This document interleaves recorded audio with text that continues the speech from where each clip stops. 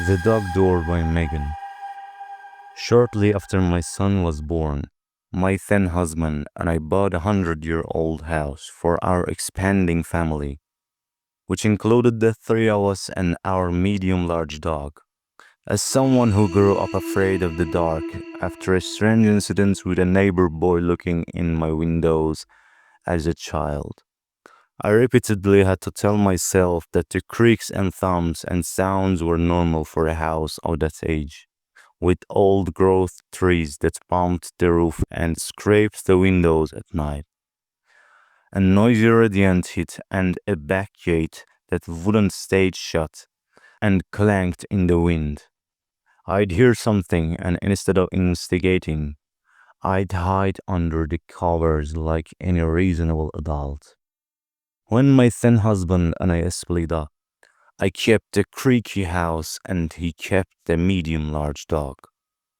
When my son was still small, the two of us were watching a movie in the front room round desk. When my phone died, as a type B personality, the one charger I had was typically thrown somewhere about the house. This time I found it in the kitchen, but as I crossed to the corner to plug it in, I had the overwhelming, goosebumpy, tingly, sinking sense that something was very, very wrong. I turned and I realized that not only was the back gate open again, someone was sitting cross-legged in the yard, seemingly staring at the house. They had a hood and dark sunglasses, despite the fleeting light, and didn't move even when I stepped closer to the window to make sure I wasn't hallucinating. They remained eerily motionless when I was certain they could see me, and still, even when I was pretty sure they could see that I had seen them, I quickly locked the back door, grabbed my phone and my charger, and headed into the dining room to my laptop. When I sent the first person I could see online a message that someone was sitting in my yard staring at my house, and that my phone was dead, and to please call the police if they didn't hear from me in a few minutes. I assumed whoever was in the yard would leave one-sided, but nevertheless waited on the tenterhooks, impatiently staring at my still useless phone. After an awkward conversation with my son about why we weren't going to the kitchen to get a glass of water, it finally lit up and I was able to call 911. I tried to calmly explain to the dispatcher that I was sure about the person, that I was sure the person was gone, but begged that they please send an officer to check my yard as the motionless staring was unsettling at best.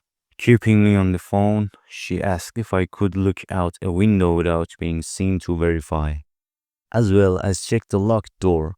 I awkwardly crept as stealthily as I could toward the kitchen, slowly realizing that while the back door was locked, it also had a very clearly too large dog door, with no functioning way to block it. Panicking, I stood slightly in an attempt to scan the yard and came face to face with a hood and sunglasses staring down at me through the window. At this point, I was incoherent as the dispatcher urged me to grab my son and hightail it to a locked room. I dart back to him and explain we need to go now. And as I pick him up, I hear the clear and unmistakable sound of the dog door slowly swiping open. I abandoned the house, leaving the front door wide open, and dashed across the street to pound on my neighbor's door. Once inside, they kindly paused their dinner party to distract my son while I stared across the street and messily sobbed about our very indoor cat we left behind. Not long after the officers arrived, they came through the side gate with hood and sunglasses in tow. They'd apprehended her calmly sitting on my back step, her arm lazily, purposefully swiping in and out of the dog door. I boarded the dog door shut that night, but we moved shortly thereafter, as I was never quite sure after that if all the nighttime knocks and bumps and open gates I'd been hearing were actually just the old house.